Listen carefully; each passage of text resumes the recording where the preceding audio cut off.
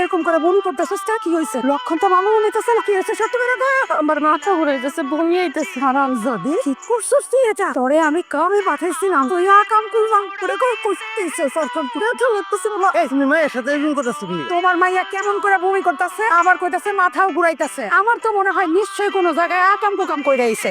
তুমি কি সব আজে বাজে কথা বলতেছো? তুমি কি খালি হইলে কি করে গ্যাস্ট্রিকের সমস্যা হতে পারে? না, আমার অনেক সন্দেহ লাগতেছে। দেখো না, তোমার মাইয়ার মুখে কোনো কথা নাই। তুমি আর দেরি করবে না, তাড়াতাড়ি যাও, ডাক্তার সাহেবের খবর দাও। খুশি সংবাদ, আপনাদের মেয়ে মা হতে চলেছে। এসব আমি কি করতেছে ডাক্তার সাহেব? যা সত্যি সেটাই বললাম। ডাক্তার এটা ঠিক হয়ে গেল, আমার তো বিশ্বাস হইতেছে না। আরে আমার মেয়ের তো এখনো বিয়ে হয় নাই, এই মাইয়া কিভাবে সন্তানের মা হয়? চোখ একদম চোখ। আমি যখন কইছিলাম তখন তো খুব বড় বড় কথা শুনাইছে আমারে। কোন কেবলটা হলো? সিগাও তোমার মাইয়ারে। এই যার সন্তানের বাপকে সিগাও। এই তুই তো কার লগে নষ্টামি করছ? তোর পেটে কার হয়তো সন্তান? কথা কস থেকে রান্নাকাটি করে কোনো লাভ হইব না। রাম কর। তুমি আমারে কোন পাপের শাস্তি দিতেছো? তোমার নাটক কিন্তু আমার ভালো লাগতেছে না। কবি না, তোর মুখ থেকে কিভাবে কথা বাইর করতে হয় এটা আমার ভালো করে জানা আছে। নাম কর নাই না, একবার শেষ করে কথা মুখ চেয়ারম্যানের পুরো ভয়েস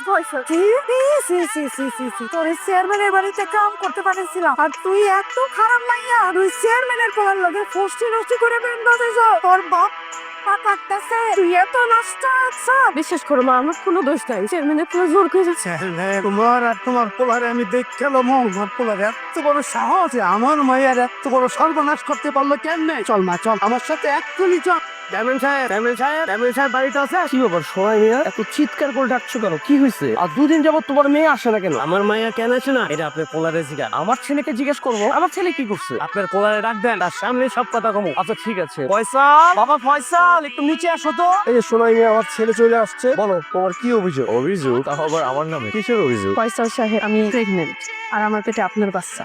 কি বলছো এসব? ও আপনি এখন কিছুই বুঝেন না? আমার মেয়ের সর্বনাশ করে আপনি এখন না বোঝার ভঙ্গ করতেছে। মুখ সামলে কথা বলো সোনাই মিয়া। তুমি এগুলো কি আবল তাবল বলতেছো? আমি আবল তাবল কইতেছি না, যা কইতেছি সত্য কইতেছি। ফয়সাল, আমি এগুলো কি শুনতেছি? আমার মাথায় কিন্তু আগুন ধরে যাচ্ছে। বাবা একদম মিথ্যে কথা, আমি নিজে তো বুঝতে পারতেছি না এই মেয়ে কি বলতেছে। এই মেয়ে তুমি কি পাগল হয়ে গেছো? কি বলছো এসব? আমি তোমার আগেই বলছিলাম এই মেয়ের বাসার কাছে জন্য রাখো না। আমার কোনো কথা শুনো না, এখন দেখছো বুঝে না। সোনাই মিয়া, তোমাদের অভাবের সংসার, আমি তোমাদেরকে একটু সাহায্য করছি, তোমার মেয়ের আমার বাড়িতে কাজ দিচ্ছি, এখন তো উল্টো তোমরা আমাদেরকে ফাঁসায় দিচ্ছ। চেয়ারম্যান সাহেব, আমরা গরিব হইলেও ছোট লোক না। আপনার পোলায় আমার মাইয়ার সরলতার সুযোগ নিয়ে আমার মাইয়া সর্বনাশ করছে। আজকে সকালবেলায় আমার মাইয়া বমি করতেছে, ডাক্তার আনছিলাম, ডাক্তারে কইলো ওনাকে মা হইতে যেতেছে। শোনানিয়া, আমার ছেলে যে তোমার মেয়ে সর্বনাশ করছে তার কি কোনো প্রমাণ আছে? এমনও তো হইতে পারে তোমার মেয়ে মিশে কথা কইতাছে, নইলে কারো পাপের বোঝা আমার ছেলের ঘাড়ে চাপা দিতেছে। দেখেন, একটা মায়া মানুষের কাছে সবচাইতে দামি সম্পদ হলো তার ইজ্জত। এই ইজ্জত নিয়ে মায়া মানুষ কখনো মিথ্যা কথা কইতে পারে না। আপনারা দুইজনই একদিন বাসায় আসছিলেন, সেই সুযোগে ফয়সাল ভাই ইজ্জত পেয়ে একটা মায়া মানুষ সর্বোচ্চ শক্তি দিয়ে চেষ্টা করে তার ইজ্জত রক্ষা করার জন্য, কিন্তু সেদিন আমি শত চেষ্টাও করে রক্ষা করতে পারিনি। এই মেয়ে, তোমার উদ্দেশ্য কি? তুমি এইভাবে আমাকে বাঁচাচ্ছ কেন? বাবা মা, বিশ্বাস করো আমি কিছুই জানি না। এই মেয়েটা ইচ্ছা করে আমাকে বাঁচানোর চেষ্টা করছে। চেয়ারম্যান সাহেব, আমার মাইয়ার নিজের ইজ্জত দিয়ে মিশা কথা কইতেছে না। আপনার কাছে অনুরোধ, আপনি নিজের একটা সুষ্ঠু বিচার করবেন। আর যদি সুষ্ঠু বিচার না করেন তাহলে আমি আপনার নামে মামলা দিব। দেখো সময় নিয়ে আমাকে মামলা করতে হবে না। আমার এই অপদার্থ ছেলের জন্য